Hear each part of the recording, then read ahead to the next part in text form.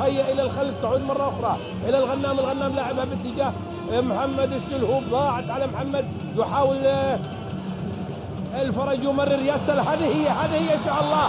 برافو يا ولد يا هرماش، والحقيقة أنه أحلى من الهدف التمريرة. برافو يا كابتن، حلوة وجميلة التمريرة وأحلى منها الهدف. إذا هرماش يسجل للفريق الهلالي هدفا استثمر به السيطرة الهلالية على مجريات اللعب. حلوة، شوفي عادة سيطرة جميلة على الكرة هنا من سلمان الفرج، وتمريرة ولا أحلى، يعني تمريرة كوب. برافو هرماش وبرافو يا سلمان. إذا الهلال يتقدم.